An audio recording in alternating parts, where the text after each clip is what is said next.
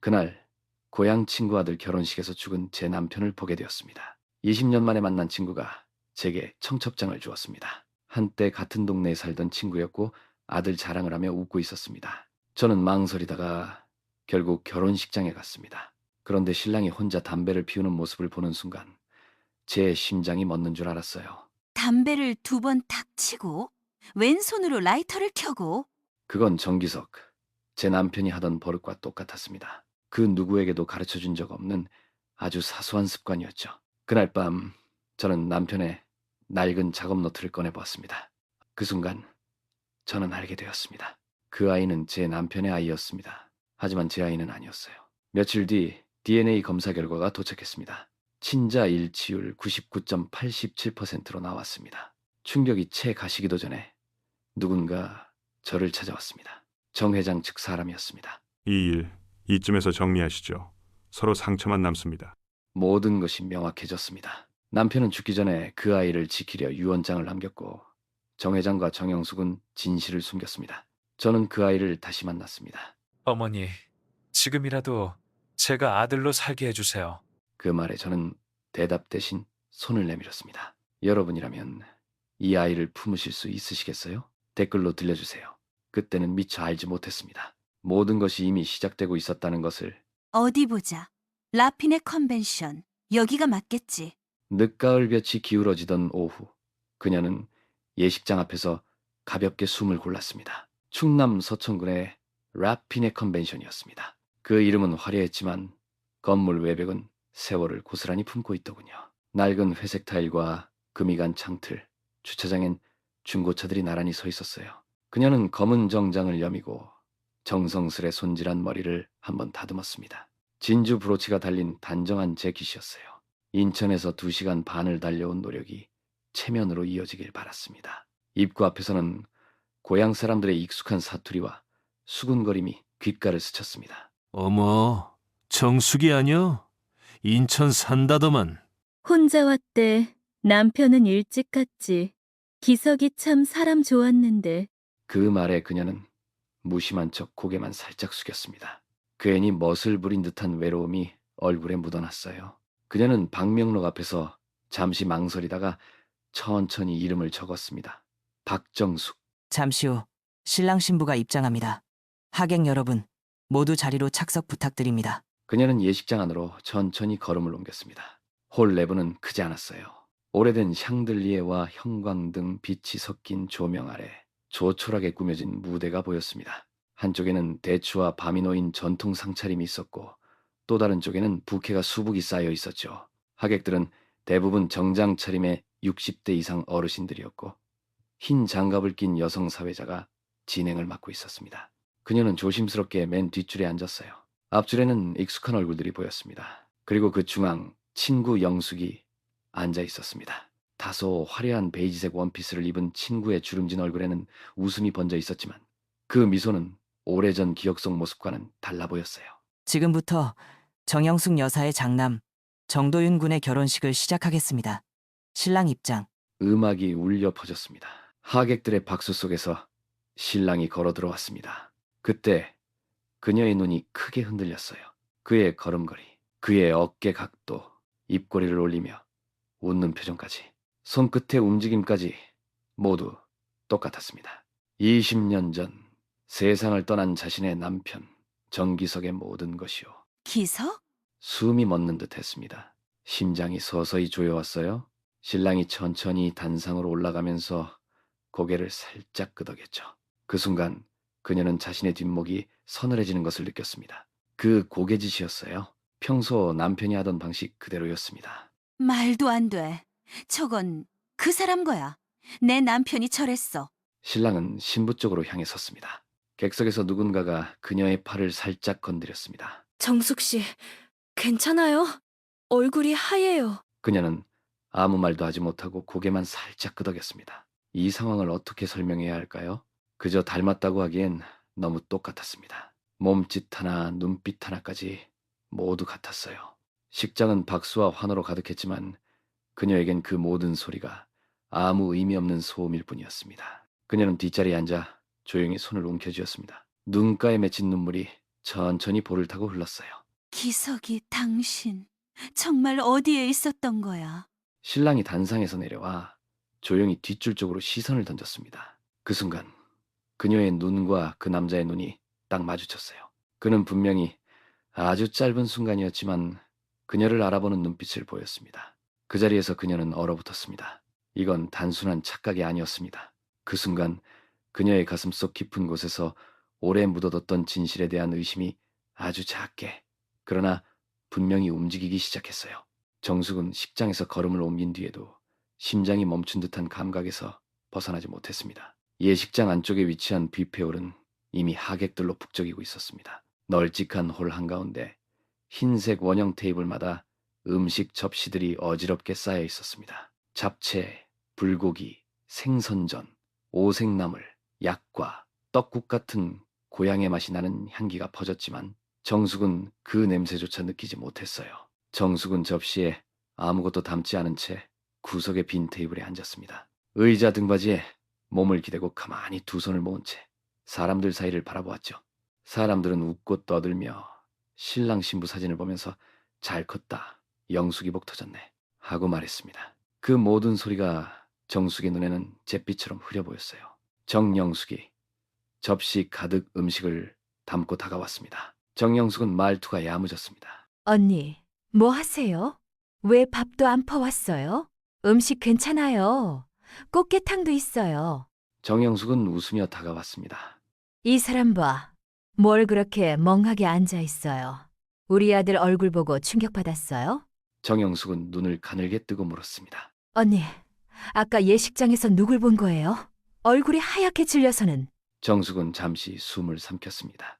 말을 꺼내야 하나 덮어야 하나 망설였지만 그 순간 마음속에서 어떤 문이 열리는 느낌이 들었어요. 너무 닮았어. 내 남편하고. 정영숙은 숟가락을 쥔 손을 잠깐 멈췄습니다. 정숙은 정영숙의 얼굴을 똑바로 바라보았습니다. 그 순간의 표정은 눈빛이 사라진 듯 무언가를 꾹 누르는 얼굴이었어요. 정영숙은 억지로 웃었습니다. 세상에 닮은 사람 얼마나 많은데 언니도 왜 그래? 기석이 그 사람은 20해 전에 갔잖아요. 그건 나도 알아.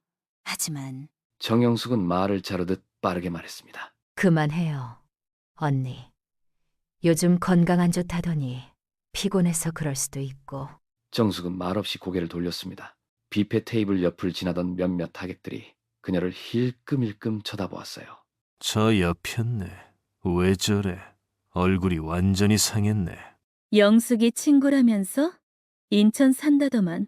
정숙은 체면상 수저를 들어 음식 몇 점을 접시에 옮겼지만 한 입도 삼키지 못했습니다. 그녀는 다시 영숙을 향해 고개를 돌렸습니다. 영수가 정영숙은 손으로 물컵을 옮기며 반응했습니다. 응? 그 애 정말 네 아들 맞아? 정영숙은 단호한 어조로 대답했습니다. 내가 낳은 건 아니지. 하지만 내가 키웠어. 그게 중요하잖아? 정숙은 더 묻지 않았습니다. 정영숙의 말투는 단호했지만 마음 깊은 곳에서는 뭔가가 불안하게 흔들리고 있는 것이 보였어요. 그 진동이 그대로 정숙의 심장에도 전해졌습니다. 식사를 마친 척 정숙은 자리를 떴습니다. 손가방을 움켜쥐고 예식장을 빠져나와 정류장으로 향했죠. 서늘한 바람이 뺨을 스쳤고 그녀는 한동안 아무 말 없이 벤치에 앉아 있었습니다. 마을 버스가 도착하기 직전 그녀는 마지막으로 예식장 건물을 돌아보았습니다. 건물 측면 흡연 구역 쪽에서 신랑 정도윤이 누군가와 통화하며 급히 돌아서고 있었습니다. 그는 전화를 끊고 손을 이마에 올린 뒤 무심코 머리를 쓸어 넘겼습니다. 그 순간 중지손가락을 입술에 물고 살짝 깨무는 버릇이 눈에 들어왔습니다. 박정숙은 버스가 도착한 것도 모른 채 두 손으로 입을 가린 채 숨죽여 속삭였습니다. 저거야. 기석이. 당신 왜 저기 있어? 정숙의 아파트는 인천 산곡동에 25년 된 벽돌 건물 4층이었습니다. 엘리베이터는 없었고 4층까지 오르는 동안 숨이 가빴습니다. 현관문을 열자 약간 눅눅한 장판 냄새와 익숙한 침묵이 그녀를 맞았습니다. 거실 한복판에는 작은 재단처럼 꾸며진 남편 기석의 영정사진이 놓여 있었습니다. 금색 테두리 액자에 담긴 사진은 죽기 몇 달 전 봄 소풍 때 찍은 모습이었어요. 웃고는 있지만 웃는 눈은 아니었습니다. 박정숙은 가방을 소파 위에 내려놓고 핸드폰을 꺼내 카카오톡을 확인했습니다. 상단에 도착한 메시지 하나가 보였습니다. 첨부 파일이 달려 있었습니다. 파일명은 라핀의 결혼식 단체 사진 ZV였습니다. 박정숙은 파일을 열어 천천히 사진들을 넘기기 시작했습니다. 예식장 앞에서 하객들과 찍은 사진들, 신랑 신부의 커플컷, 테이블 사진, 부케를 던지는 장면까지 다양했어요. 하지만 박정숙의 눈은 그 사진들에서 하나같이 뭔가를 찾아내고 있었습니다. 내가 옆에 있었는데 왜 이렇게 멀리 서 있지? 그녀는 확대 버튼을 눌렀습니다. 박정숙의 얼굴은 초점이 맞지 않았고 신랑은 살짝 뒤로 한 발 물러선 자세였어요. 표정도 이상했습니다. 하객을 향한 웃음이 아니라 뭔가를 참고 있는 눈빛이었지요. 그리고 카메라 렌즈를 보지 않고 누군가를 의식하듯 시선을 비껴간 얼굴이었습니다. 이 사진도 내가 옆에 있었던 거 기억하는데 잘렸네. 왜 잘랐지? 다음 사진이 이어졌습니다. 또 다음 사진이 이어졌고요. 또 다른 사진도 이어졌습니다. 신랑과 박정숙이 함께 나온 사진은 하나도 온전하지 못했습니다. 모두 흐리거나 구도가 비껴가 있거나 이상하게 박정숙만 초점이 나간 것처럼 보였어요. 박정숙은 주름진 손가락으로 계속 화면을 넘기다 손이 미끄러졌습니다. 그 순간 갤러리의 자동 재생 기능이 작동하며 연속 사진이 흘러갔습니다. 그러다 한 장에서 멈췄습니다. 박정숙은 숨을 들이마셨습니다. 그 사진은 누군가 옆에서 찍은 비공식 사진 같았습니다. 흑백 필터가 씌워져 있었고 측면 구도에서 신랑이 박정숙 쪽으로 걸어오는 장면이 포착되어 있었어요. 두 손은 앞으로 모아져 있었고 입술은 조심스럽게 굳어 있었습니다. 하지만 그 뒤로 눈에 띄는 것이 있었습니다. 신랑의 어깨 뒤로 낯선 손이 살짝 얹혀 있었습니다. 얇고 하얀 손이었어요. 여성의 손처럼 보였습니다. 그 손이 신랑의 어깨를 살짝 당기며 걸음을 멈추게 한 듯했습니다. 그 다음 장면에서는 신랑이 고개를 돌린 채 뒷걸음질 치는 모습이었습니다. 누구야? 그 목소리가 저절로 새어나왔습니다. 그 사람 나한테 오려 했는데 누가 막은 거야? 그녀는 핸드폰을 들고 소파에 털썩 주저앉았습니다. 영정사진이 그녀를 바라보고 있는 듯한 기분이 들었어요. 박정숙은 그 사진을 향해 천천히 고개를 들었습니다. 기석 씨, 그 아이 당신 아들 맞지? 그 애는 왜 나한테 안 왔을까? 왜? 말없이 천장을 올려다본 채 박정숙은 휴대폰을 다시 집어들었습니다. 그리고 방금까지 봤던 사진 앨범에서 손가락을 아래로 스치듯 내려 SNS 아이콘을 눌렀어요. 조카 윤정이 자주 쓰는 앱이라 몇 번 따라 하다 보니 화면에 익숙해졌습니다. 알림창이 떴습니다. 알림창에는 도윤 결혼식장 비하인드라는 제목이 떠 있었고 스토리 보기가 표시돼 있었습니다. 박정숙은 망설이지 않고 재생을 눌렀습니다. 화면에는 라피네 컨벤션 흡연구역이라는 자막이 떠 있었고 영상이 시작되었어요. 한 남자의 뒷모습이 비쳤습니다. 검은 정장 재킷에 살짝 구겨진 셔츠 소매가 보였습니다. 그 남자는 담배갑을 꺼내 필터를 2번 톡톡 두드렸습니다. 왼손에 라이터를 쥐고 불을 켠 뒤 오른손으로 담배를 옮겨 깊게 빨았어요. 천천히 고개를 뒤로 젖히고 눈을 감은 채 연기를 길게 내뿜었습니다. 그 장면을 박정숙은 숨도 쉬지 못한 채 바라보았습니다. 비디오가 끝날 즈음 손가락이 떨려 다시 재생을 눌렀습니다. 이번엔 두 번째 재생이었어요. 다시 2번 톡톡. 왼손으로 라이터를 켜고 오른손으로 담배를 넘기며 연기를 뺐습니다. 고개를 젖히고 눈을 감는 그 동작이 또렷하게 나왔습니다. 기석이 그 목소리는 입에서 튀어나오듯 나왔습니다. 남편이 담배를 피우던 그 밤이 떠올랐어요. 2003년 사고 전날의 풍경이 저절로 떠올랐습니다. 그는 말도 없이 베란다에 서서 같은 방식으로 담배를 피웠습니다. 필터를 두드리고 왼손으로 불을 켜고 오른손으로 넘기고 그리고 길고 깊은 연기를 내뿜었지요. 그 표정 없는 눈빛까지도 생생하게 떠올랐습니다. 그 버릇 내가 말한 적도 없는데 도윤이 누가 가르쳐준 것도 아닐 텐데. 그녀는 안방으로 들어가 서랍을 열었습니다. 노란색 메모 수첩을 꺼냈습니다. 첫 장에는 가스요금 장 보러 가기 같은 메모가 빼곡했습니다. 그 옆 페이지의 빈 공간에 그녀는 볼펜을 꺼내 적기 시작했어요. 걸음걸이, 왼발 안으로, 손톱 씹는 습관, 중지, 웃을 때, 오른쪽 입꼬리 올라감, 담배 피우는 방식, 필터 두드림, 왼손 라이터, 오른손 넘김, 고개 젖히고 연기. 볼펜이 멈췄습니다. 그녀는 수첩을 덮고 고개를 천천히 들었습니다. 남편의 영정 사진이 눈앞에 놓여 있었어요. 그 사진은 말이 없지만 박정숙에게는 너무 많은 이야기를 하고 있었습니다. 기석 씨, 당신 왜 아무 말도 안 했어? 그녀는 다시 핸드폰을 집어들었습니다. 세 번째로 영상을 재생했습니다. 이번엔 느리게, 천천히 그 남자의 손끝과 눈꺼풀, 숨소리까지 다 새기듯 바라보았습니다. 이건 우연이 아니야. 그건 그 사람이야. 이건 손끝에 닿는 감촉이 전해졌습니다. 바스라질 듯 말라있는 종이 조각이었어요. 박정숙은 조심스럽게 오래된 수건 밑에서 꺼낸 종이 쪽지를 펼쳐보았습니다. 그건 20년 전 화로 속에서 건져낸 봉투의 일부였죠. 그 조각을 세면대 아래 형광등 불빛으로 가져갔습니다. 누렇게 바랜 종이 중앙에는 붓글씨처럼 선명한 한 글자가 보였습니다. 청개? 목을대가 떨렸습니다. 기억이 또렷하게 밀려왔어요. 그날 밤의 기척이 선명하게 되살아났습니다. 2003년 늦가을 서울 동작구였죠. 장례식 전날이었습니다. 왔어? 오늘은 웬일로 일찍 들어와? 정기석은 아무 말도 하지 않았습니다.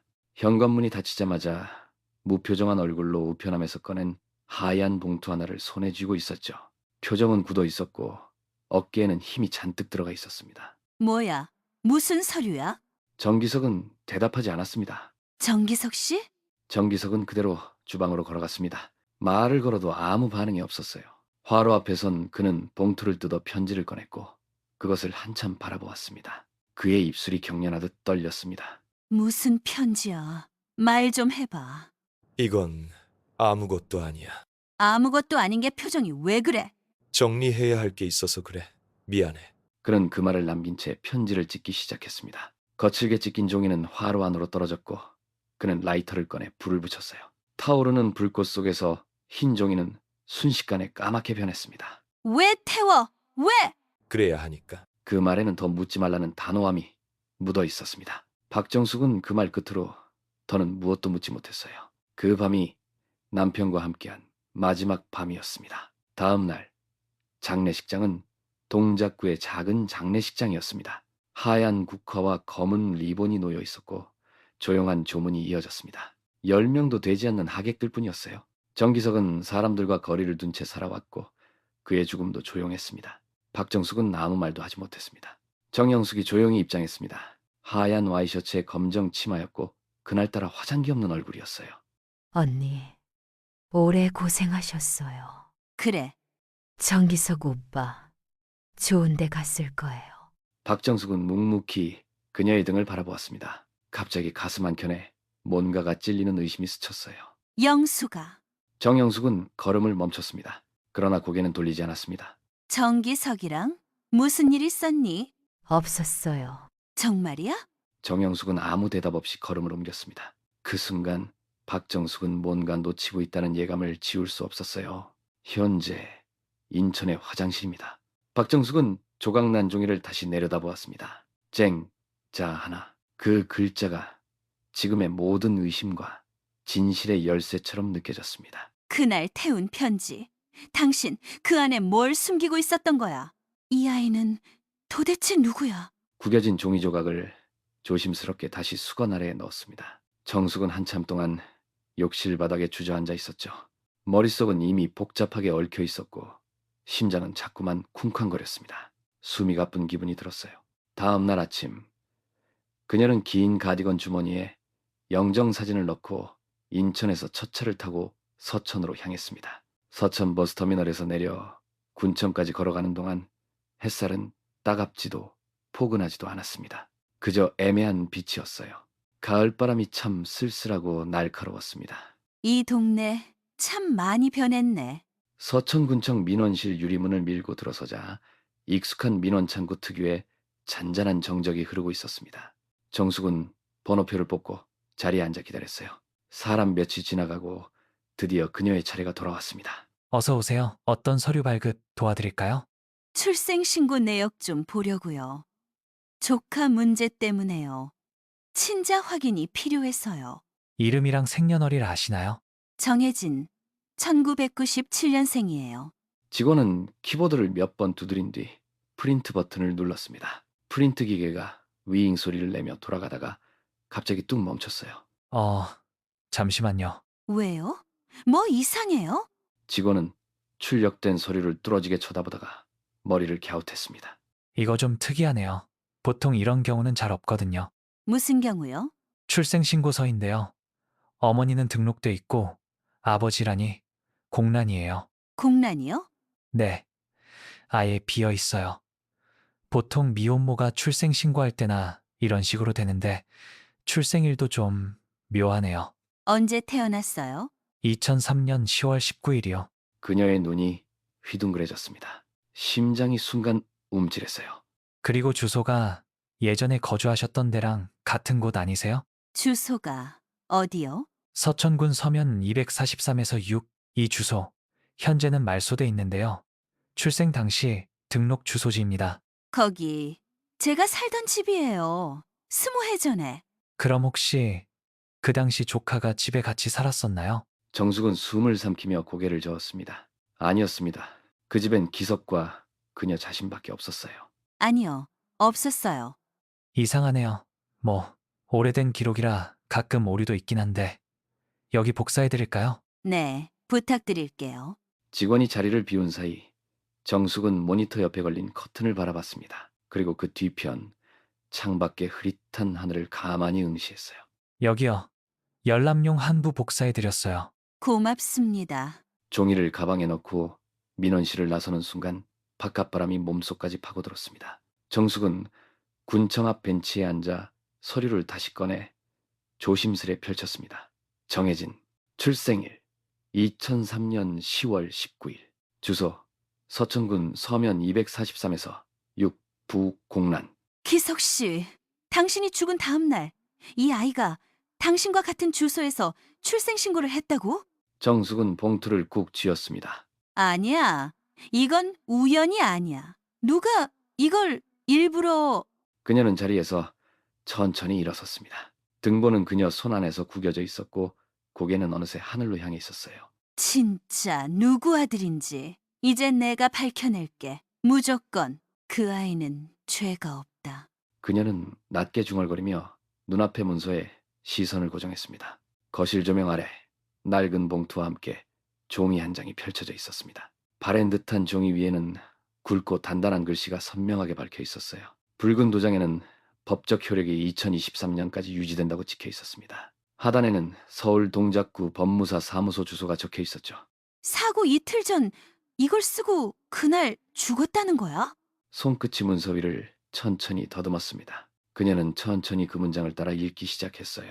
태어난 아이에게 모든 유산을 남긴다. 그 아이는 죄가 없다. 아내에겐 설명할 수 없지만 언젠가 진실이 밝혀질 것이다. 숨이 막히는 듯한 기분이었습니다. 문장 하나하나가 뱃속에 돌멩이처럼 가라앉는 기분이었죠. 그녀는 손을 가슴에 얹고 깊은 숨을 들이마셨습니다. 아이는 누구야? 대체 누구를 두고 당신이 이 모든 걸 문서 하단의 유산 목록에 시선이 멎었습니다. 주식, 빌라, 임야. 그 아래 작게 적힌 문구가 눈에 들어왔습니다. 비공개 항목 있음? 무슨... 그녀는 문서를 조심스럽게 다시 접었습니다. 두 손이 떨렸습니다. 그날 이후 처음으로 남편의 죽음이 단순한 사고가 아닐 수도 있다는 생각을 증거로 마주한 순간이었어요. 박정숙은 잠시 가만히 앉아 있었습니다. 그리고 느릿하게 고개를 들었죠. 방 한쪽 장롱 위에서 내려다보는 영정 속 남편의 얼굴을 보았습니다. 그 눈빛은 여전히 조용했고 그 미소는 아무런 설명을 허용하지 않는 듯했어요. 기석 씨, 왜 숨겼어? 왜 나한텐 말 안 했어? 그리고 그 아이, 그 애가 누구야? 눈가가 시큰해졌습니다. 그녀는 봉투를 다시 봉의 상자 안에 넣었습니다. 조심스럽게 마치 성물이라도 되는 듯 조용히 덮었죠. 영숙이 키운 그 아이. 아니면 또 다른 사람? 눈물이 맺힌 채로 그녀는 문득 지난 결혼식 날 신랑의 눈빛을 떠올렸습니다. 당신 눈빛이었어. 그 아이 안에 당신이 있었어. 그녀는 서랍을 닫고 두 손으로 이마를 짚었습니다. 피로와 분노, 안타까움과 배신감이 복잡하게 뒤섞여 있었습니다. 이젠 내가 알아야겠어. 진짜 누구를 위해 그랬는지, 그 아이는 누구인지. 여기 사고 기록 열람하러 왔습니다. 사고 기록이요? 언제 건가요? 2003년 10월. 남편이 교통사고로 사망했어요. 박기석 씨입니다. 잠시만요. 확인해 보겠습니다. 기록 보관실안은 오래된 종이 냄새와 먼지 쌓인 서류들로 가득했습니다. 박정숙님은 그 특유의 눅눅한 공기 속에서 조용히 손을 모으고 기다리셨습니다. 오래 걸릴 줄 알았는데 서류는 생각보다 빨리 나왔습니다. 여기 있습니다. 동작구 땡땡동에서 발생한 차량 정면 충돌 사고입니다.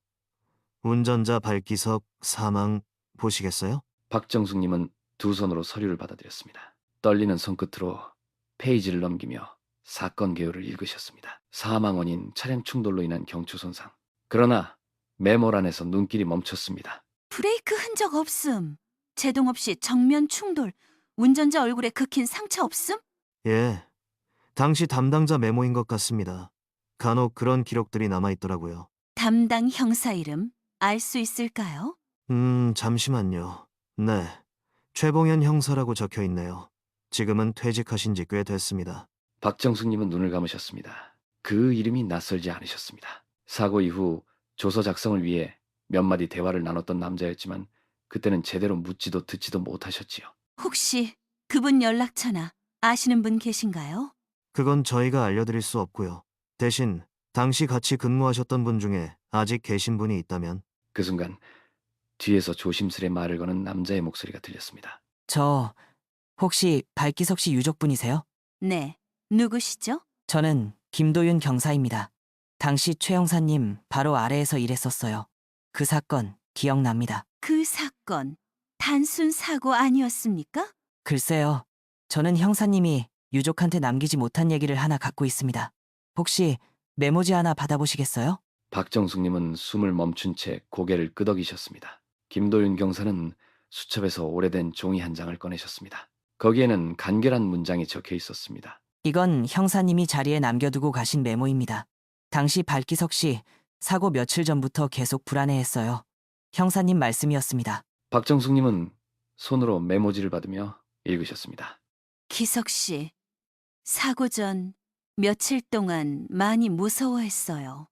누군가한테 쫓기듯 했죠. 이게 사실입니까? 그렇게 들었습니다. 그리고 이상한 게 또 있었죠. 사고 당시 차량 블랙박스도 고장, 주변 CCTV도 없었고요. 뭔가 이상했어요. 근데 그땐 증거도 없었고 그냥 종결됐습니다. 박정숙님은 오래된 메모를 손에 꼭 쥐셨습니다. 그 글씨체, 둥글게 눌린 한 글자 한 글자가 심장을 찌르는 것만 같았습니다. 누군가가 기석이를 죽인 걸까요? 그건 제가 감히 말씀드릴 순 없지만 형사님은 마지막까지 그렇게 믿지 않으셨습니다. 박정숙님은 고개를 숙인 채 말을 잇지 못하셨습니다. 경찰서 밖으로 나와 벤치에 앉으신 그녀는 한참 동안 메모를 바라보셨습니다. 지나가는 사람들 소리도 시끄러운 차량 소리도 전혀 들리지 않았습니다. 기석아, 넌 누구를 지키려고 그렇게까지 무서워했던 거야? 그리고 그 아이는 대체 누구니? 기석아, 그 애는 네 아들인데 왜 나한텐 아무 말도 안 했어? 왜? 거실 바닥에 흩어진 서류 사이에서 박정숙은 무릎을 꿇은 채 손끝으로 DNA 검사지를 붙잡고 있었습니다. 글자 하나하나가 살을 파고드는 듯했습니다. 친자의 일치율 99.87%란 문장이 마치 주홍 글씨처럼 박정숙의 눈앞을 떠나지 않았습니다. 내 아들은 아니야. 영숙이가 낳은 것도 아니고. 그런데 어떻게? 박정숙은 떨리는 손으로 기석의 보험 서류 더미를 뒤적였습니다. 정리해두었던 파일 밖으로 삐져나온 종이 한 장이 눈에 들어왔습니다. 낡은 공증문서였습니다. 공증일자는 2003년 9월 23일이었고 사고 이틀 전이었습니다. 이걸 왜 이제야? 서류를 읽다가 박정숙은 갑자기 숨을 멈췄습니다. 태어난 아이에게 모든 유산을 남긴다 라는 문장이 눈에 들어왔습니다. 그 아래 기석의 삐뚤한 필체로 한 줄이 적혀 있었습니다. 그 아이는 죄가 없다. 죄가 없다니. 그럼 누구한테 죄가 있다는 거야? 너? 영숙. 박정숙은 입술을 질끈 깨물고 있었습니다. 머릿속이 뒤엉켜 아득했습니다. 무언가가 너무 오래 숨겨져 왔다는 생각이 들었습니다. 그 아이가 사랑의 결과였을지 아니면 죄책감의 결과였을지 박정숙은 알아야만 한다고 결심했습니다. 박정숙은 소파로 몸을 옮겨 휴대폰을 집어들었습니다. 전화번호부 속 이름 위에서 손가락이 멈췄습니다. 영숙이 하지만 버튼은 눌러지지 않았습니다. 대신 박정숙은 조용히 앨범을 들여다보고 며칠 전 예식장에서 찍힌 신랑 사진을 다시 꺼내보았습니다. 명훈이라는 이름을 부를 때마다 가슴 한복판이 저려왔습니다. 네가 뭘 안다고 웃었니? 아버지를 닮았다고 말한 그 표정 혹시 너도 알고 있었니? 창문 밖에서는 늦가을 바람이 커튼을 가볍게 흔들고 있었습니다. 그 바람 소리 너머로 박정숙의 목소리가 작게 번졌습니다. 기서가 왜 그랬니? 내가 몰라야 할 이유가 있었던 거니? 아니면 그냥 끝까지 숨기고 싶었던 거야? 박정숙은 손에 쥔 종이를 천천히 접었습니다. 그 종이를 가슴에 품고 일어섰습니다. 다리가 후들거렸지만 박정숙은 벽에 걸린 정기석의 영정 앞에 섰습니다. 좋아. 이제 나도 숨지 않을 거야. 진실이 뭐든 받아들일 테니까. 대신 거짓은 더 이상 용서 못해. 박정숙은 깊게 숨을 들이쉬었습니다. 그리고 아주 조용히 그러나 단단하게 말했습니다. 이제 영숙을 만나러 가야겠네. 기서가 도대체 왜 이러고 간 거야? 구청 앞 벤치 위에서 그녀의 손이 파르르 떨리고 있었습니다. 두 무릎 사이에 조심스럽게 감춰둔 봉투는 여전히 열리지 않은 채였습니다. 정숙은 잠시 고개를 떨군 채 고요한 눈물을 삼켰습니다. 잠시 후 그녀는 천천히 자리에서 일어섰습니다. 한 손으로 눈가를 훔치고 다른 손으로 가방을 움켜쥔 채 발걸음을 옮겼어요. 그날 밤 인천집에 도착한 정숙은 현관문을 열자마자 신발도 벗지 않은 채 봉투를 식탁 위에 올려두었습니다. 얼마나 대단한 돈이길래 사람 입을 막을 수 있다고 생각했을까? 그녀는 깊은 숨을 들이마신 뒤 조심스럽게 봉투를 뜯었습니다. 안에는 두툼한 현금 뭉치와 손으로 눌러 쓴 메모 한 장이 들어있었습니다. 메모에는 더 이상 파헤치지 마세요. 그 아이를 위해서라도 라고 적혀 있었습니다. 정숙은 그 메모를 바라보며 소리 없이 중얼거렸습니다. 그 아이? 대체 누구 아이를 말하는 거야? 내 아이는 없었잖아. 그녀는 봉투를 탁자 위에 던지듯 내려놓고 거실에 낡은 앨범을 꺼냈습니다. 기석과 함께 살던 시절의 사진들이 펼쳐져 있었습니다. 환하게 웃고 있는 젊은 얼굴들, 식탁에 함께 앉아있던 영숙의 모습도 있더군요. 그리고 한 장이 그녀의 시선을 멈추게 했습니다. 영숙, 넌 이 아이가 누구 자식인지 알고 있었지. 그래서 날 그 결혼식에 부른 거지? 스스로에게 되묻는 말이 입 밖으로 튀어나왔습니다. 손끝이 다시 떨리기 시작했습니다. 정숙은 핸드폰을 집어들고 저장된 영숙의 번호를 눌렀습니다. 통화 연결음이 2번 울리고 이내 통화가 연결되었어요. 여보세요? 언니? 할 말 있어. 만나자. 언니, 무슨 일인데 그래? 목소리가 왜 그래? 정 회장한테 사람 보냈더라. 네가 시킨 거야? 언니, 그건 오해고. 그 아이, 그 신랑 기석이 아들이잖아. 내 남편 자식 맞지? 잠시 침묵이 흘렀습니다. 전화기 너머에서는 아무 소리도 들리지 않았습니다. 이젠 더 못 참아. 진실이 뭐든 간에 난 알아야겠어. 당장 만나. 내일 오전. 우리 그때 그 절 앞에서 봐요. 사람 없는 시간에. 그래. 도망가지 마.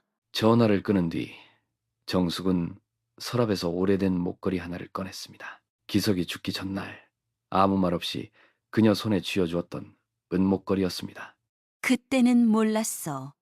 이 목걸이 안에 그렇게 많은 말들이 들어있었는지. 그녀는 목걸이를 가슴에 걸고 다시 거울 앞에 섰습니다. 주름진 눈가였지만 눈빛만은 흔들림이 없었습니다. 끝까지 간다. 기서가. 이번엔 내가 묻는다. 널 대신해서. 찾으시는 문서 여기 있습니다. 원본 보존 요청하신 날짜와 일치하네요. 2003년 9월 23일. 사고 하루 전이네요.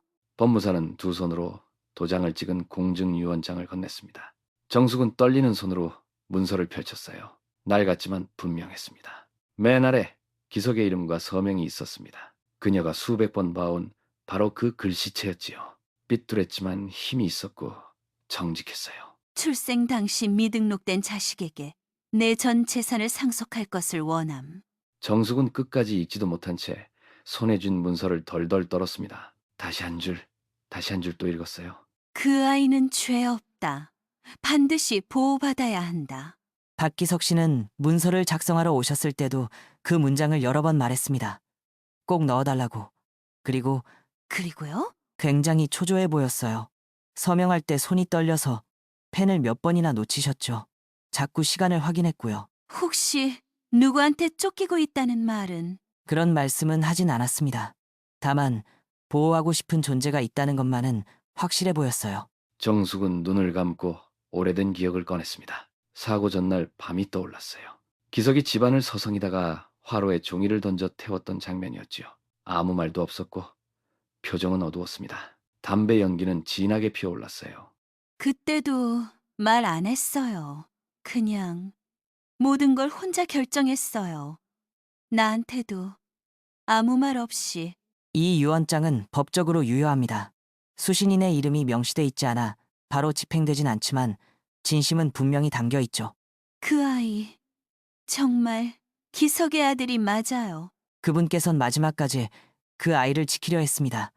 어쩌면 본인의 삶보다 더 중요하게 여긴 것 같더군요.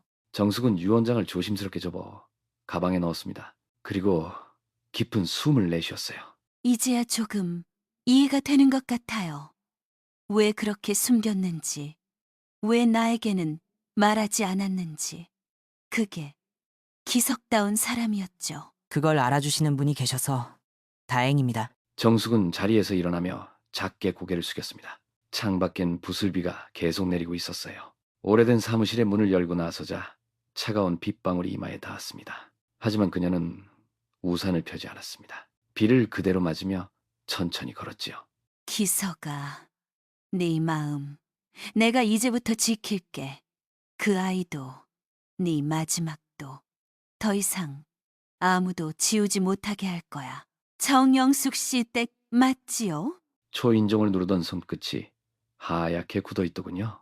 그녀는 다시 한번 문 앞에서 깊게 숨을 들이쉬었습니다. 잠시 뒤 안쪽에서 발소리가 났고 현관문이 열렸습니다. 어머, 정숙 언니?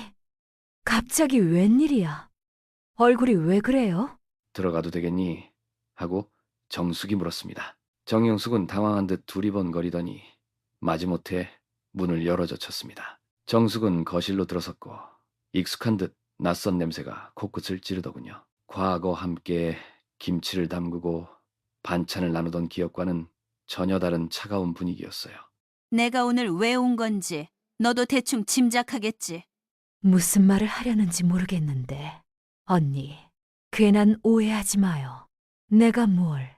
혼인신고, 너와 기석이. 정영숙의 얼굴이 굳어졌습니다. 2003년 3월 기석이 죽기 6개월 전 네 이름으로 혼인신고가 들어가 있었더라. 그건 잠깐 기석 씨가 나한테 부탁했었어. 서류상으로만 필요한 거라고. 필요한 거? 유산 때문이었겠지. 아이 때문이었겠지. 아니면 둘 다. 언니, 내가 일부러 그런 게 아니라 나도 그냥 휘말린 거야. 기석 씨가 너무 힘들어했었어. 언니 몰랐지? 마지막 몇 달 얼마나 불안해했는지. 너 장례식장에 왔었지. 내 눈앞에서 울먹이던 네 얼굴 내가 어떻게 잊어. 그런데 그런 네가 그 전에 내 남편하고 혼인신고까지 해놓고선 나 몰래.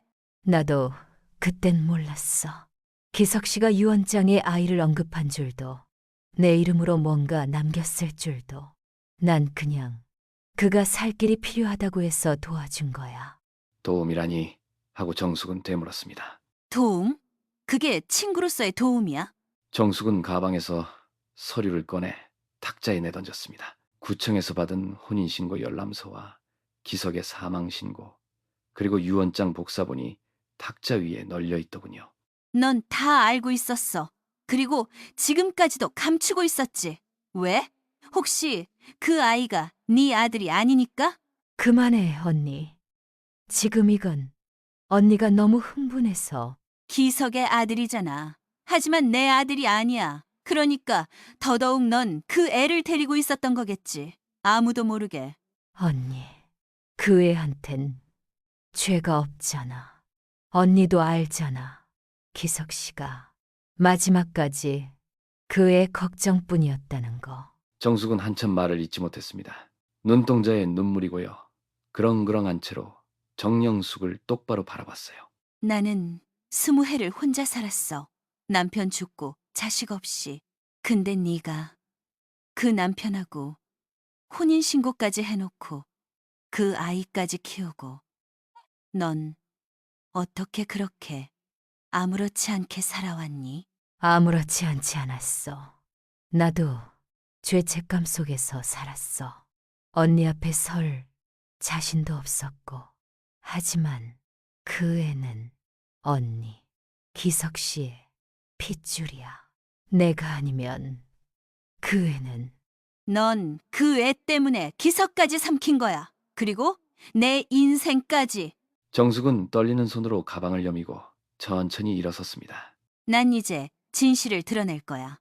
누가 상처받든 상관없어. 나한테 이건 체면도 감정도 문제가 아니야. 이건 내 인생을 찾는 일이야. 언니까지 그러면 이건 나 혼자만의 싸움이 아니게 됐어. 기석도 그 아이도 이제 다 끌려 나올 일이야. 현관문이 닫히는 순간 정숙의 발걸음은 느렸지만 단단했습니다. 그녀는 대답을 기다리지 않았고 미련도 남기지 않았습니다. 이제 남은 건 진실뿐이었어요. 이거면 충분하겠죠. 유언장 원본, DNA 감정서, 그리고 등본까지 다 갖고 왔어요. 이 정도면 가처분 신청은 무리 없을 겁니다. 다만 정 회장 측은 가만히 있지 않을 겁니다. 아주 거칠게 나올 가능성도 있습니다. 그쪽이 뭐라 하든 전 이제 물러설 생각 없어요. 내 남편, 내 가족의 이름이 발에 채이듯 더럽혀지게 둘 순 없어요. 며칠 뒤 서울가정법원 민원창구에 섰습니다. 가처분 신청서가 접수되던 날 박정숙 씨는 깊은 숨을 내쉬며 신청서를 밀어넣었습니다. 곧이어 자극적인 헤드라인들이 뉴스에 오르기 시작했어요. 유산을 둘러싼 숨겨진 진실. 정 회장 사위, 이중원 의혹과 사생아 상속 분쟁. DNA 결과가 99.87%로 기재된 문건입니다. 법적 부인은 정영숙이 아닌 박정숙 씨로 확인됐고요. 동네 슈퍼 앞에는 사람들이 웅성거리고 있었습니다. 뉴스 봤어? 정숙 씨가 그 재벌이랑 싸운대.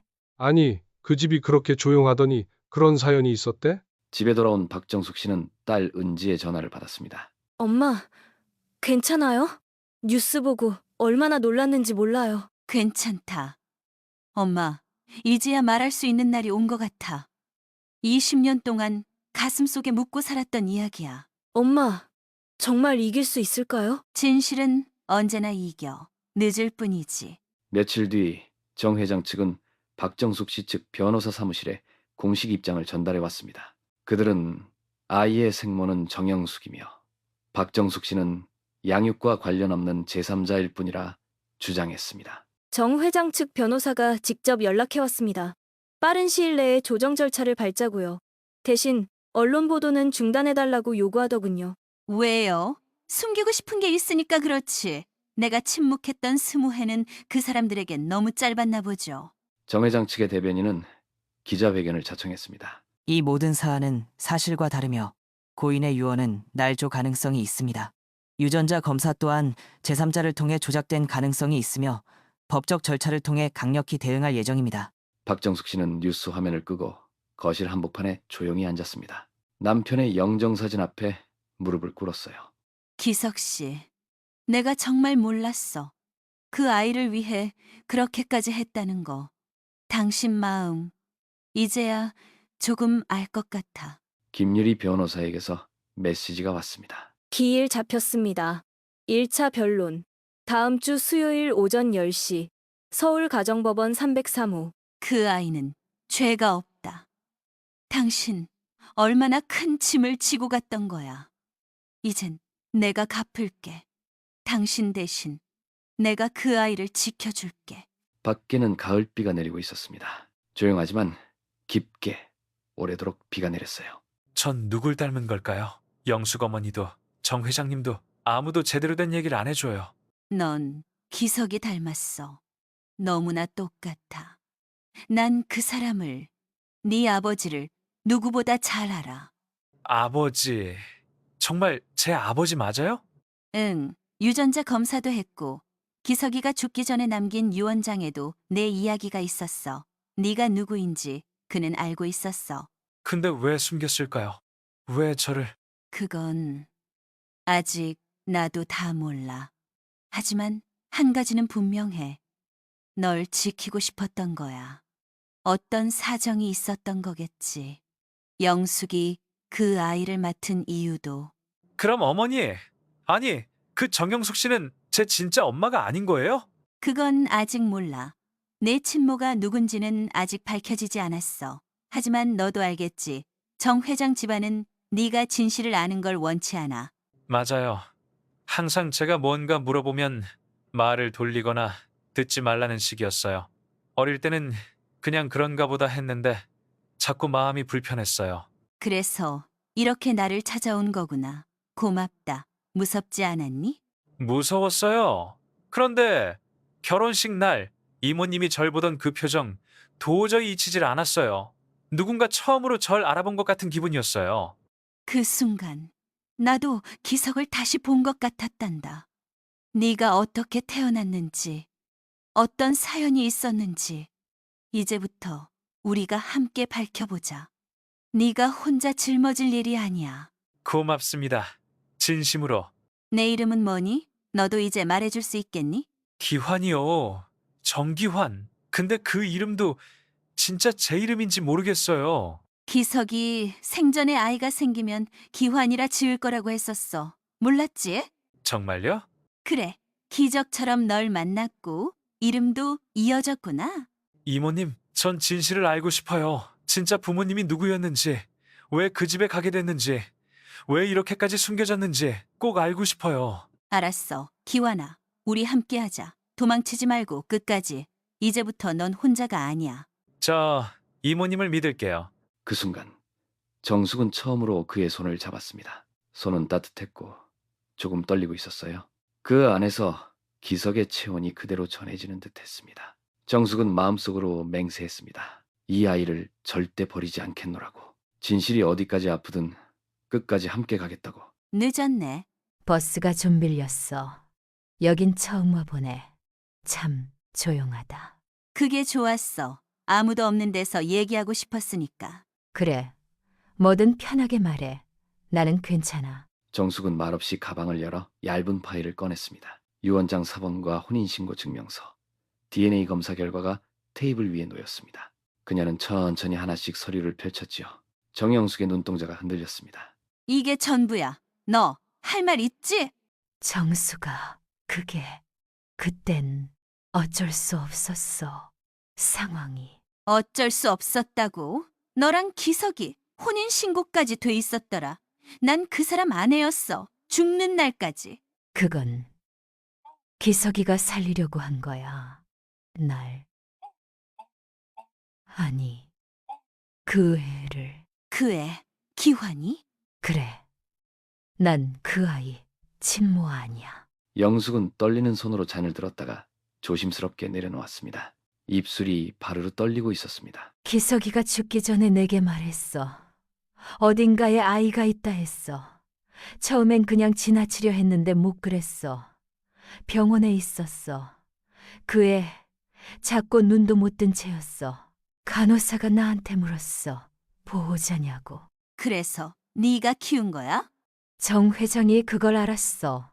내게 말했지. 네가 책임지면 우리가 도와주겠다 했어. 집도 주고 생활비도 주겠다고 했어. 대신 애는 내 성으로 키우라고 했지. 그렇게 기환이는 정씨가 됐어. 너무 쉽게 말하는구나. 그 아이가 내 남편 아들이란 걸 너 알고 있었지? 알았어. 처음부터. 얼굴이 기석이랑 너무 닮았으니까. 그런데 정수가 너한텐 너무 잔인하다고 생각했어. 네가 그걸 알면 네가 다 무너질 것 같았어. 그래서 네가 대신 엄마가 된 거야? 그 애한텐 그게 더 나았어. 기석이 죽고 아무도 남지 않았던 그 순간 나라도 있어야 했어. 그 아이가 이제 25이야. 그 긴 세월 동안 넌 단 한 번도 나한테 말하지 않았어. 미안해. 정말 미안해. 매년 네가 떠올랐어. 근데 타이밍을 놓쳤고 시간이 지나면서 두려워졌어. 내가 말하면 그 애가 상처받을까봐. 상처받은 건 그 애가 아니야. 나야. 나 혼자 남겨진 채 내 남편의 흔적도 모른 채. 정숙은 목이 메었습니다. 눈시울이 붉어졌어요. 영숙은 고개를 떨군 채 한마디도 하지 못했습니다. 이제 진실은 내 손에 있어. 기환인 더 이상 거짓 속에 살게 두지 않을 거야. 그 애, 나보다 정숙이 너랑 닮았어. 피는 속일 수가 없더라. 기록 남겨둔다. 혹시라도 내가 무슨 일이라도 당하게 되면 이걸 정숙이든 누군가는 알아야 하니까. 기서가 그 애는 죄 없어. 그 아이는 내가 만든 일이야. 내가 책임져야 해. 영숙이는 그냥 끼어든 거야. 처음엔 나도 몰랐어. 회장님이 날 살려준 줄 알았는데 결국 날 묶어놓으려고 그랬던 거더라. 무슨 말을 그렇게? 정 회장 밑에서 일하던 시절 비서로 있었을 때야. 그 사람을 아주 교묘하게 쥐었자. 불법 계약서에 내 이름 올린 것도 내 의지가 아니었어. 근데 그걸 빌미로 계속 조여왔어. 영숙이는 감시자였고 동시에 이용당한 사람이었어. 아이를 안 건 우연이었을 거야. 그런데 정 회장은 그 애를 내 약점으로 삼았지. 애를 지키고 싶었어. 정숙이 너한테는 차마 말 못했지만 그 아이는 나한테 전부였어. 왜 나한테 말 안 했어? 바보야. 그렇게 혼자 다 짊어지고. 유언장을 남긴다. 법무사 사무소에 맡겼어. 혹시 내가 죽으면 정숙이, 아니 누군가 꼭 듣게 해줘야 해. 이 녹음은 나의 진심이야. 정숙아, 미안하다. 너한테 모든 걸 털어놓지 못한 내가 참 비겁했지. 근데 이건 내 선택이었어. 내 목숨보다 그 애가 중요했으니까. 기서가. 아니야. 난 지금이라도 알아서 다행이야. 그 애는 내 전부였어. 녹음이 멈췄습니다. 박정숙은 녹음기를 품에 꼭 안고 거실 바닥에 주저앉았습니다. 조용한 방 안에는 그녀의 흐느낌만이 남아 있었어요. 시간이 한참 지나도 그녀는 녹음기의 재생 버튼을 몇 번이고 눌렀습니다. 남편의 목소리가 끝없이 반복되더군요. 그 애는 내 전부였어. 그 말 한 줄이 정숙의 심장을 꿰뚫었습니다. 어머님, 저예요. 정숙이 왔어요. 요양병원의 병실입니다. 창문으로 잿빛 오후 햇살이 희미하게 들어옵니다. 산소 마스크 너머로 정윤자의 거친 숨소리가 들립니다. 삑하는 의료기계 소리가 방 안을 채웁니다. 박정숙은 떨리는 손으로 정윤자의 손등을 잡았습니다. 이제 조금만 버티시면 돼요. 아무 걱정 마시고요. 정수이구나. 네, 어머님. 제가 왔어요. 괜찮으세요? 그 애는 기석이 어머님, 그 애가 기석이 아들 맞아요? 정윤자가 힘겹게 고개를 끄덕였습니다.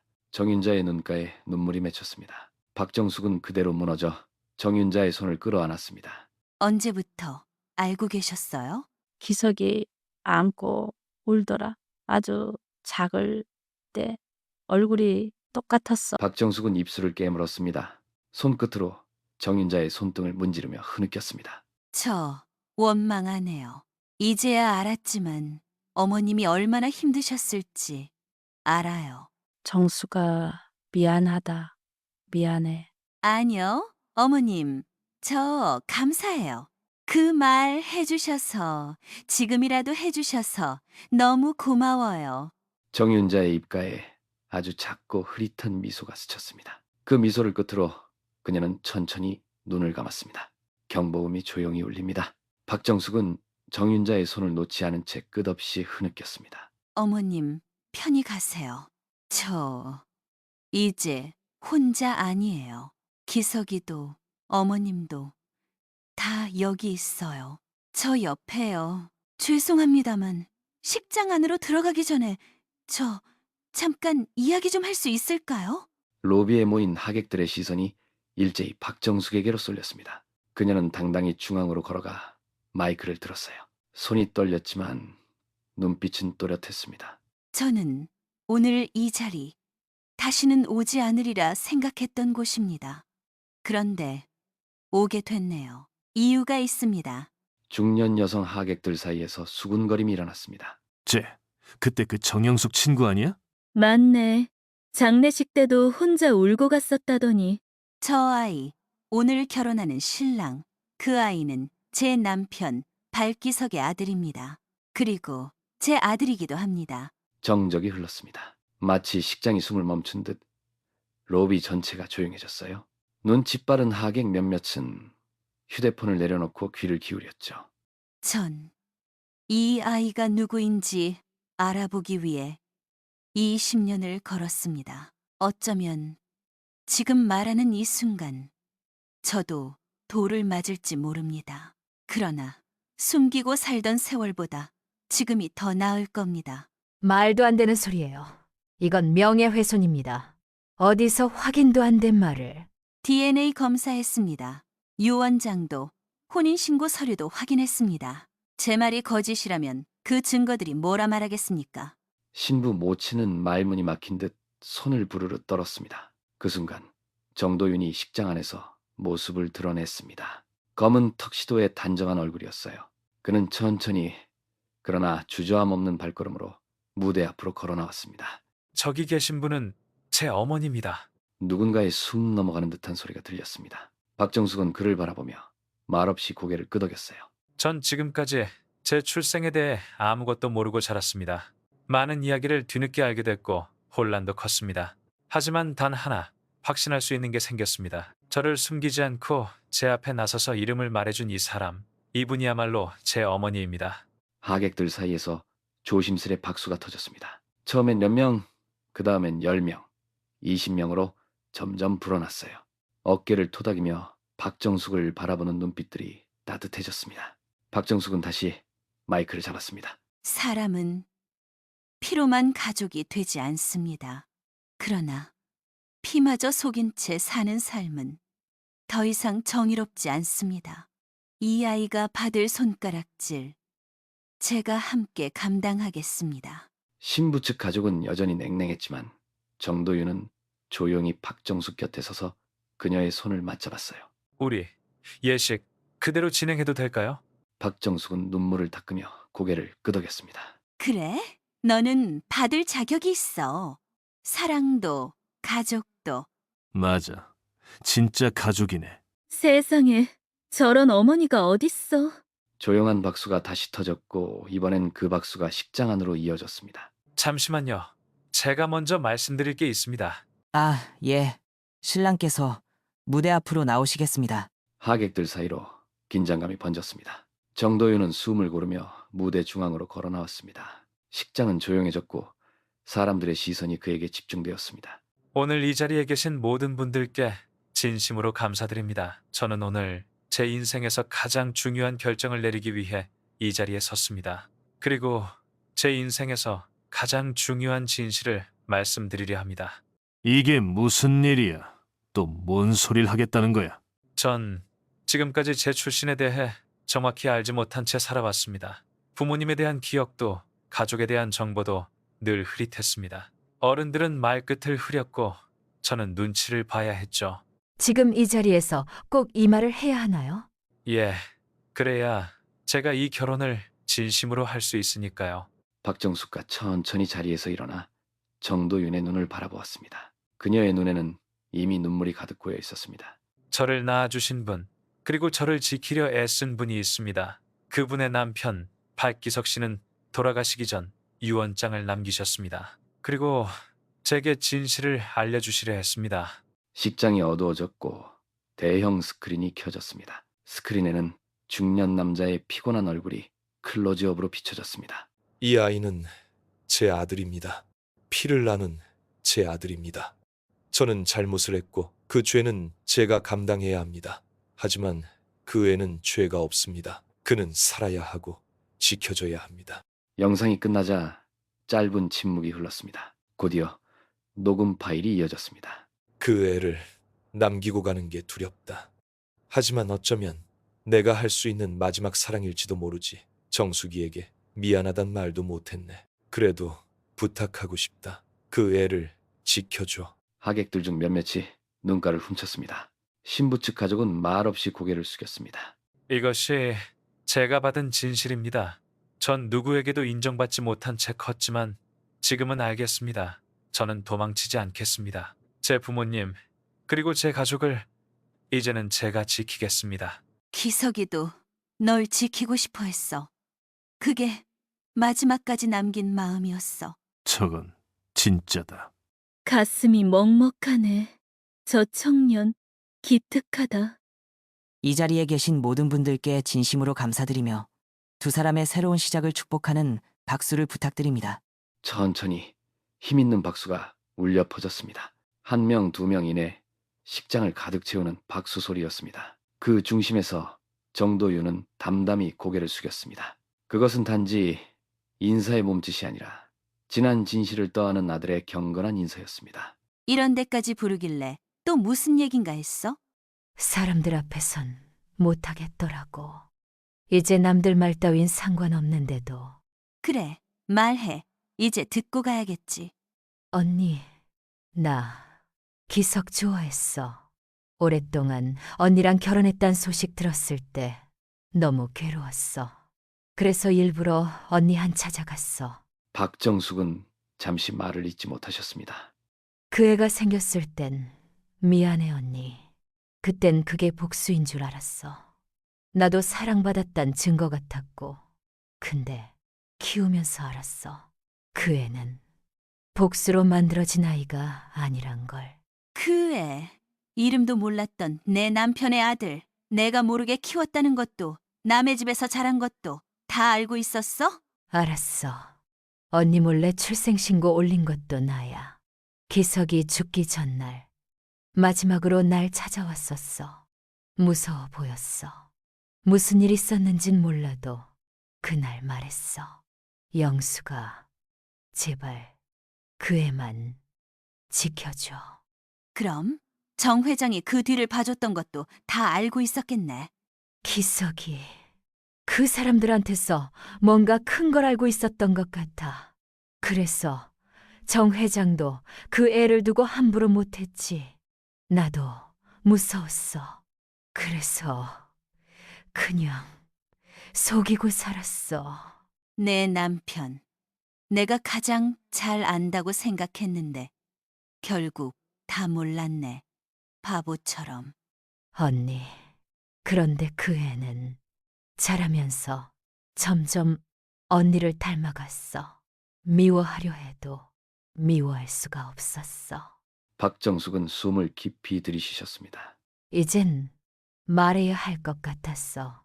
그래야 내가 좀 살 것 같아서.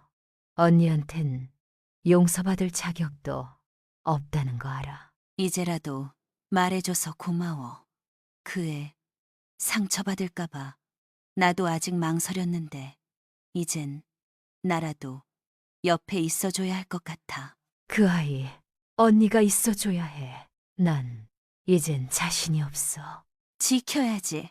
그게 마지막 남은 내 남편의 유산이니까. 언니, 그래, 우리 이제 거짓말 없이 살자. 두 여인의 눈빛이 바닷바람 속에서 마주쳤습니다. 오래된 상처들이 흩날리는 갈매기 소리와 함께 물결 속으로 스며들고 말았습니다. 실례합니다. 저예요. 잠깐만 뵐 수 있을까요? 그래, 들어와요. 감사합니다. 정도윤이 신발을 벗고 조심스럽게 거실 안으로 들어옵니다. 박정숙은 조용히 식탁 쪽 의자를 당깁니다. 앉아요. 커피. 식었지만 괜찮겠어요? 아니요, 괜찮아요. 그냥 잠깐 얼굴 뵙고 싶었어요. 그래요. 무슨 이야기인지 대충은 짐작해요. 사실 며칠 동안 고민 많이 했어요. 이 상황에서 제가 뭐라고 말해야 할지, 어떤 표정을 지어야 할지조차도 잘 모르겠더라고요. 저 이제 알게 됐어요. 누가 제 진짜 아버지인지, 왜 그동안 다들 숨기려 했는지도요. 누군가에게는 말 못할 사정이 있었고 또 누군가는 진심을 말할 기회조차 없었죠. 그래도 전 진심이 듣고 싶었어요. 진짜 가족이 뭔지 그냥 알게만 돼도 좋겠다는 마음으로. 제가 어머니께서 낳은 아들은 아니지만 마음으로라도 아들이 될 수 있을까요? 박정숙은 조용히 정도윤의 눈을 바라봅니다. 박정숙은 말없이 손을 내밉니다. 정도윤은 눈시울을 붉히며 그 손을 두 손으로 꼭 잡습니다. 내 남편의 피가 당신에게 흘러요. 그거면 충분해요. 내가 살아있는 한 난 당신 어머니예요. 감사합니다, 어머니. 정말 감사합니다. 한동안 두 사람은 말없이 마주 앉아 있습니다. 오래된 시계의 초침 소리만 조용히 공간을 채웁니다. 이제 우리 함께 밥 한 끼 해요. 그게 진짜 가족이 시작되는 첫걸음이니까.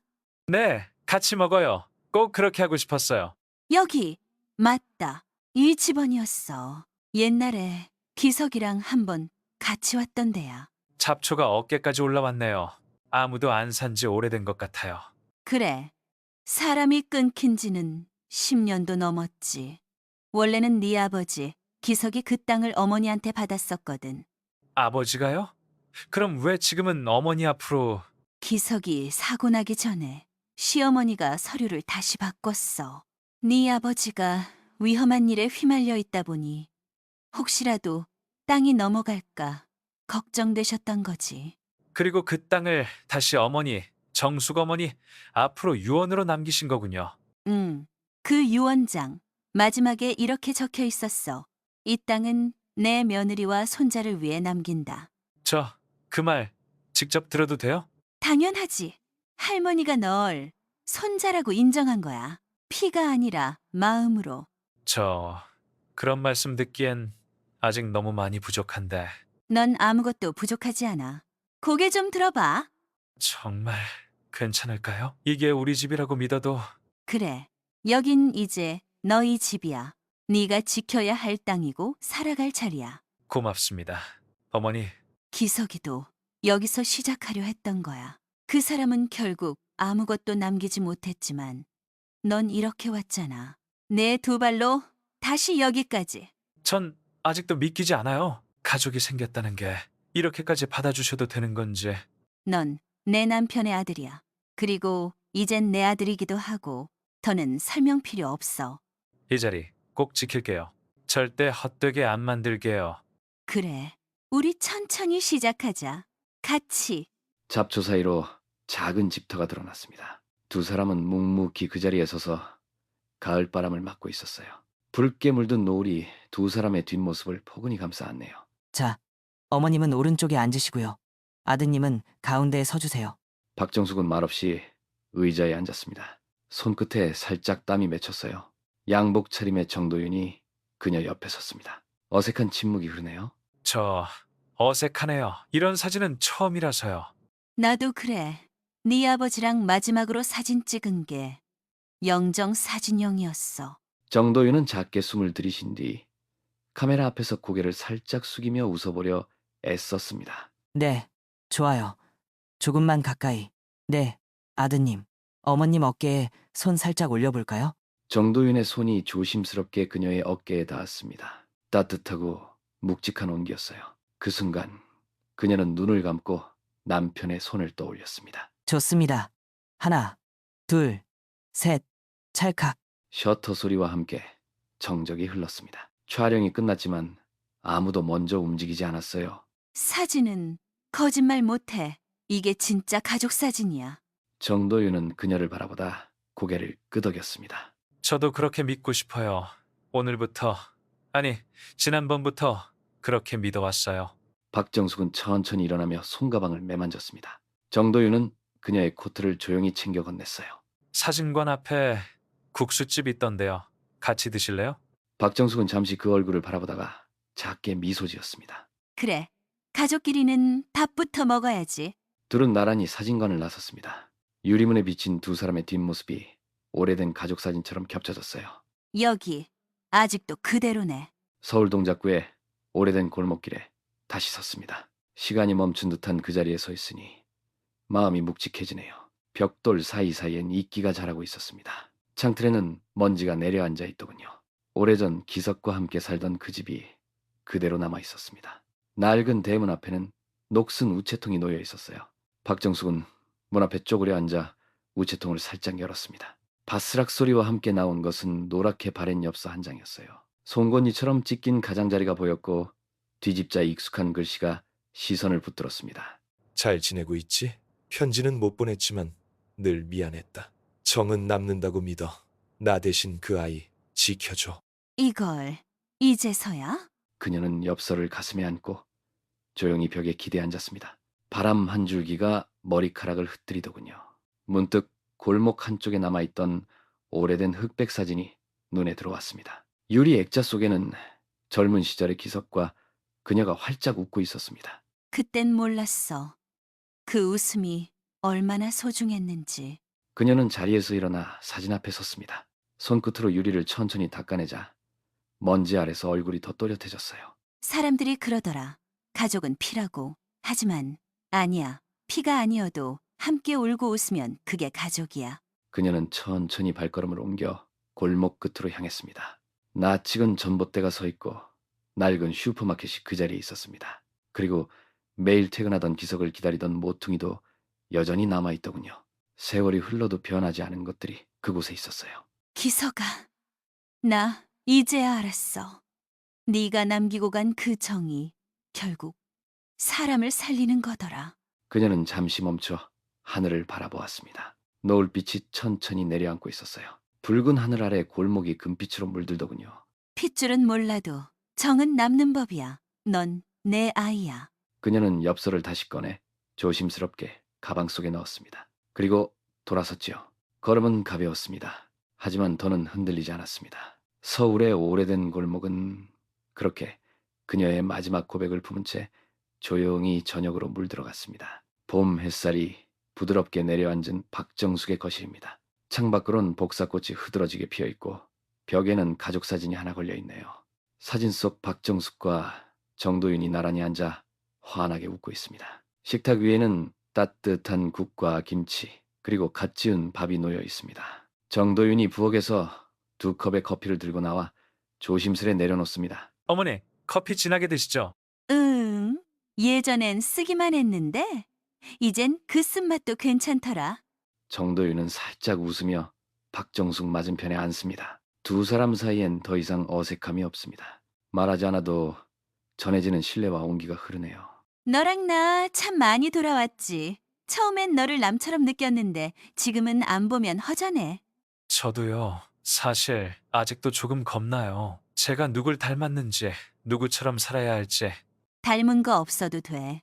너는 너답게 살면 돼. 정기석이도 그걸 바랐을 거야.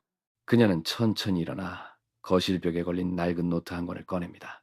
정기석의 작업 노트입니다. 그 안엔 짧은 문장들이 빼곡히 적혀 있었습니다. 정기석이는 늘 이런 말을 썼어. 후회는 남기되 두려움은 남기지 말자고. 아버지, 그런 사람이었군요. 박정숙은 고개를 끄덕이며 커피를 한 모금 마십니다. 눈시울이 살짝 붉어지네요. 가족이 뭔지 이제야 알 것 같아. 함께 밥 먹고 서로 걱정하고 누가 아프면 같이 마음 쓰고 그렇게 마음으로 이어지는 게 가족이더라. 피보다 마음이 먼저요? 그래, 마음이 먼저고 마음이 마지막이야. 정도윤은 고개를 끄덕이며 창밖을 봅니다. 바람이 부드럽게 커튼을 흔듭니다. 이젠 저도 어머니처럼 살고 싶어요. 숨기지 않고, 속이지 않고, 정직하게. 그렇게만 살아줘. 그거면 돼. 두 사람은 조용히 창밖을 바라봅니다. 봄은 그렇게 다시 찾아왔고 그들의 삶도 다시 피어오르기 시작했습니다. 정은 결국 남는 거야. 네, 어머니. 그 정을 지키면서 살게요. 그들의 이야기엔 이제 비밀도 거짓도 없습니다. 오직 진심과 용서만이 남아 있습니다. 그렇게 새로운 가족의 계절이 시작되고 있었습니다.